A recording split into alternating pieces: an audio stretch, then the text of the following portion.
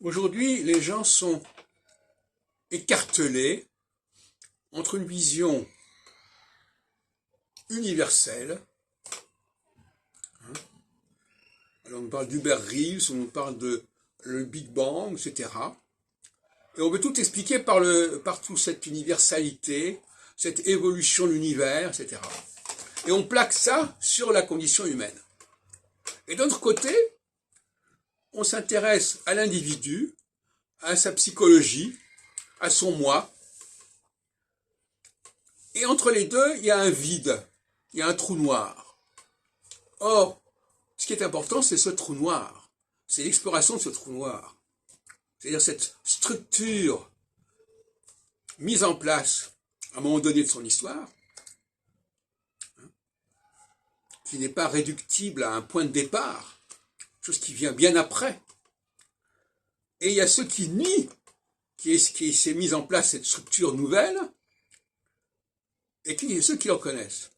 Mais en même temps, par un jeu complexe sémantique, on va nous faire croire que cette structure nouvelle, c'est le christianisme, alors que c'est le judaïsme. C'est le judaïsme qui est la nouveauté.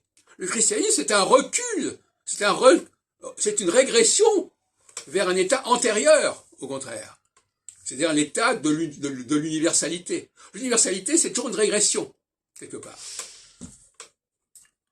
Et organiser un plan, c'est le structurer. Tout à l'heure, je parlais d'un tableau. Un tableau n'est pas réductible à ses composantes. Ça n'est pas évidemment, la création ne se fait pas, la création au sens où je l'entends, ne se fait pas à partir de rien, ex nihilo. Mais elle n'est pas non plus réductible à ce qui l'a précédé. Ce qui est intéressant, c'est cette idée, c'est ce christianisme qui prend la place du judaïsme et qui se veut incarner la nouveauté à la place du judaïsme. Et c'est là qu'il fausse complètement la représentation. Et c'est là la question, c'est ça, on fausse la représentation. Donc, il y a des gens qui ont d'un côté une formation scientifique, au sens très large du terme, d'autre côté qui ont une formation psychologique qui est ce qu'elle est, qui relève tout simplement d'une introspection, chacun a une culture de son moi, de son petit moi. La culture du petit moi, culture de l'universel, et entre les deux, il n'y a rien. Il n'y a pas de culture politique, il n'y a pas de culture sociologique, il n'y a pas de connaissance du système solaire dans sa spécificité, au sens où l'entend l'astrologie.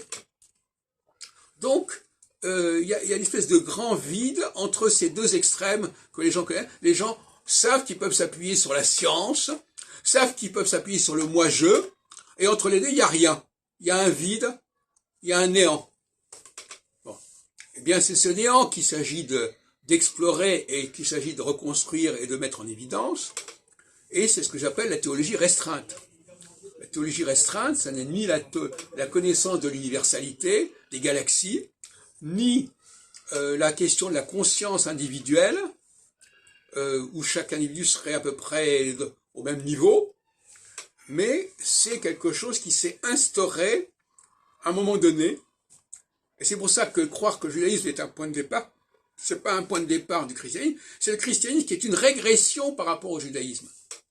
C'est-à-dire que ce qui est apporté par le judaïsme en tant que conscience d'une structure collective parfaitement organisée, parce qu'on nous parle de conscience, mais il n'y a pas que la conscience de l'individu, il y a aussi la conscience de la structure sociale qui sous-tend les cyclicités humaines, pas seulement celles du jour et de la nuit ou des saisons, mais d'autres qui sont liées d'ailleurs à l'astrologie.